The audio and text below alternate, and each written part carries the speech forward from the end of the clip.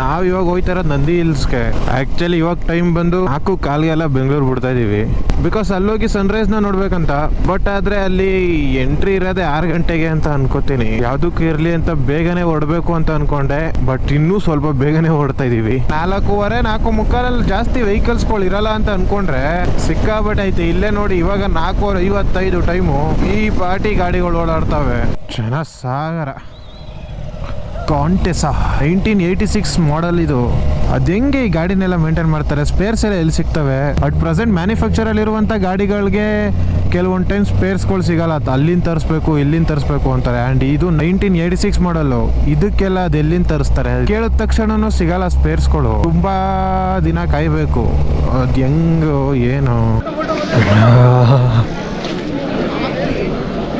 ಇವು ನೋಡುವ ಅಂದರೆ ಏನು ಕಾಣಿಸ್ತಾನೆ ಇಲ್ಲ. ಎಲ್ಲ ಮಂಜು ಮಂಜು ಏನು ಎಲ್ಲ ಫುಲ್ ಮಂಜು ಮಂಜು. ಅರ್ಧ ಕಾಣ್ತದೆ, ಅರ್ಧ ಕಾಣಕ್ಕಿಲ್ಲ. ಬೆಟ್ಟದ ಮೇಲೆ ಇದೀವಿ ಅಂತ ಗೊತ್ತಾಗಬೇಕು ಅಂತ ಅಂದರೆ ಕೆಳಗಡೆ ಏನಾದ್ರು ಕಾಣಿಸ್ಬೇಕು. ಬಟ್ ಇಲ್ಲಿ ಏನೋ ಕಾಣಿಸ್ತಾನೆ ಇಲ್ಲ. ಕಣ್ಣಾರೆ ಫಸ್ಟ್ ಟೈಮ್ ನೋಡ್ತಾ ಇರೋದು ನಾನು ಇಂಥ ಪ್ರತಿಭೆನ. ನೋಡು, ನಿನ್ನ ಗಂಗಾ ನಾಗವಲ್ಲಿ ಆಗಿರೋದನ್ನು. ಅರ್ಕಾವತಿ ನದಿಯು 3850 ಅಡಿ ಎತ್ತರದಲ್ಲಿರುವ ನಂದಿ ಬೆಟ್ಟದ ಬಾವಿಯಲ್ಲಿ ಜನಿಸುತ್ತದೆ. ಇಲ್ಲಿ ಬಾವಿ ಐತೇನೋ ಇಲ್ಲಿ? ಅಲ್ಲ ಆಯ್ತು, ಇಲ್ಲಿಂದಾನೆ ಅರ್ಕಾವತಿ ನೀರು ಬತ್ತೈತೆ ಅನ್ಕೋ. ಈಗ ನೀರೇ ಇಲ್ಲ ಇಲ್ಲಿ. ಹಂಗಾರೆ ಅಲ್ಲಿ ಹರಿತಾರ ನೀರೆಲ್ಲ ಎಲ್ಲಿಂದ ಬರ್ತಾ ಇರುತ್ತೆ ಅಂತ ಹೇಳಕ್ಕಾಗಲ್ಲ. ನೀವೇ ಅರ್ಥ ಮಾಡ್ಕೊಬೇಕು. ಇಲ್ಲಿರೋ ಗಾಡಿಗಳನ್ನ ಒಂದೊಂದು ದಿನಕ್ಕೆ ರಿವ್ಯೂ ಮಾಡಕ್ ಕೊಟ್ಬಿಟ್ರೆ ಒಂದು ವರ್ಷಕ್ಕಿಂತ ಜಾಸ್ತಿನೇ ಆಗೋಯ್ತದೆ.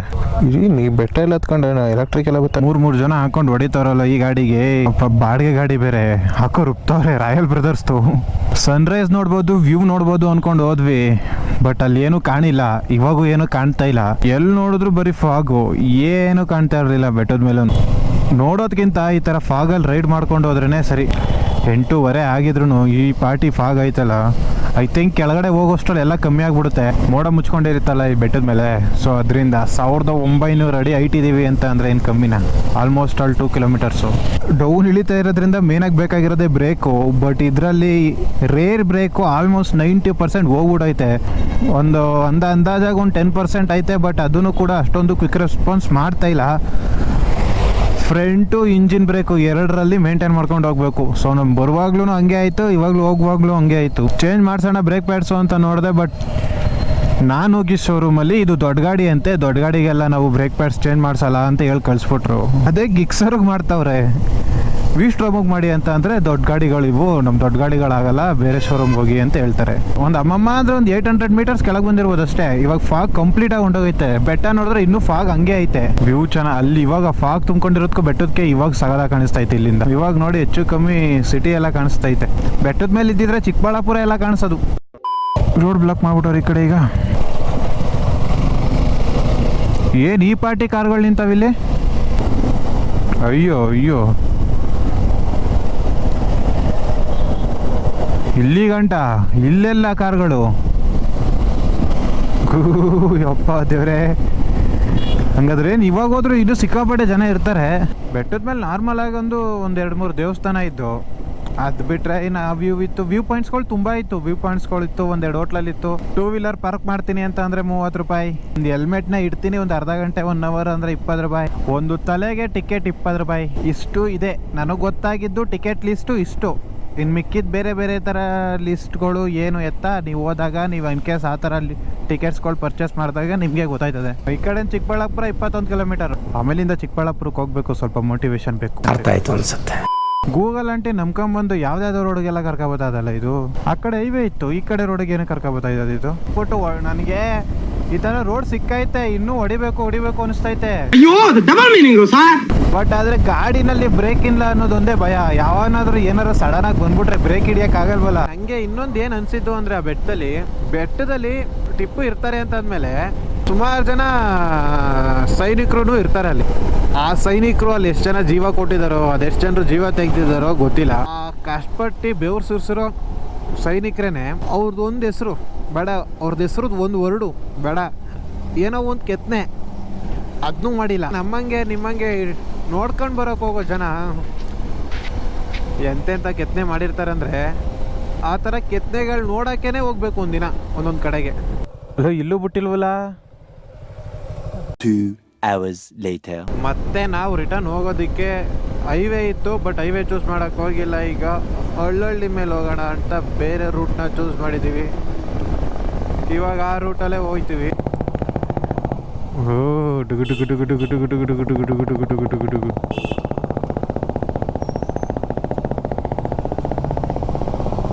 ಅಯ್ಯ, ತಾತ ತುಂಬ ಚಾಲಾಕಿದ್ದಾನೆ. ಅದಂಗೂರು ಆ ತಾತ ಗ್ಯಾಪ್ ನೋಡ್ಕೊಂಡು ಸೈಡ್ ಹೊಡ್ಕೊಂಡೋದ, ನನಗೆ ಹೊಡಿಗೈತಲ್ಲ. ಇವಾಗ ನಾನು ಬೇಕು ಅಂದಿದ್ರೆ ದೇವನಹಳ್ಳಿಯಿಂದ ಯಲಹಂಕ ಆ ರೂಟಿಂದ ಹೋಗ್ಬೋದಿತ್ತು. ಅದು ಹೋಲ್ಸ್ಕೊಂಡ್ರೆ ಇದು ಅರಡಂತು ಸುಮಾರು ಒಂದು 8-10 ಕಿಲೋಮೀಟ್ರ್ ಕಮ್ಮಿ.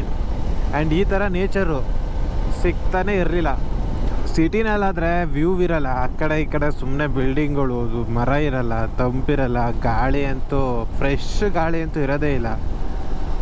ಒಂದು ಅರ್ಧ ಗಂಟೆ ಲೇಟ್ ಆದರೂ ಪರವಾಗಿಲ್ಲ. ಈ ಥರ ಹಳ್ಳಹಳ್ಳಿ ಮೇಲೆ ಹೋದಾಗ ಏನೋ ಒಂಥರ ಮಜಾ ಹೇಳೋಕ್ಕಾಗಲ್ಲ. ಮನಸ್ಸಲ್ಲಿ ಒಂಥರ ಉಲ್ಲಾಸ, ಉತ್ಸಾಹ, ಖುಷಿ ಎಲ್ಲ ಇರುತ್ತೆ. ಹೋಗಪ್ಪ ನಿನ್ನ ಪಾಡೋಗಿ ನೀನಂತ ದಾರಿನ ಬಿಟ್ಕೊಟ್ಬಿಟ್ಟ ತಾತ. ಸಿಗ್ನಲ್ ಕೂಡ ಅಯ್ಯೋ. ಬಟ್ ಇವತ್ತು ನಂದಿಲ್ ಬಂದು ನನಗೆ ಗೊತ್ತಾಗಿದೆ ಏನಂತ ಅಂದರೆ, ನಾವೇನಾದರೂ ವ್ಯೂನ ನೋಡಬೇಕು ಅಂತ ಬಂದರೆ, ವ್ಯೂ ಮಾತ್ರ ತಲೆಯಲ್ಲಿ ಇಟ್ಕೊಂಡು ನೋಡಬೇಕು ಅಂತ ಬಂದರೆ, ಆ್ಯಂಡ್ ಸನ್ರೈಸು ಅದೆಲ್ಲ ಸಮ್ಮರಲ್ಲಿ ಬರಬೇಕು.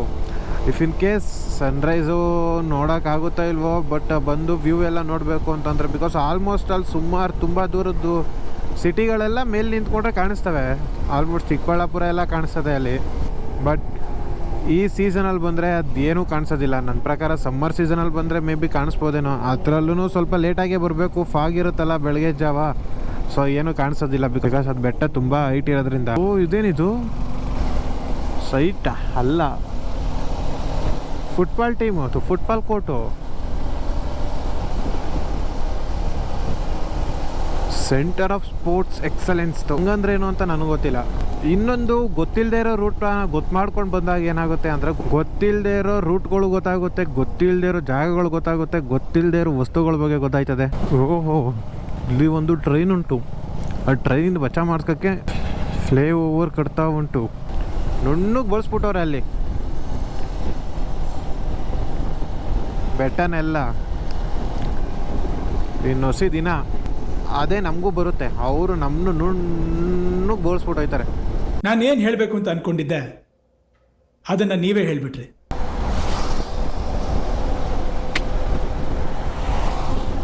ಓಯ್ ಪ್ಲಾಟಿನದವನು ಡ್ಯೂಕೋಗಿಂತ ಏನು ಕಮ್ಮಿ ಇಲ್ಲ ಅಂತ ತೋರಿಸ್ಕೊಂಡೋಯ್ತವನೇ.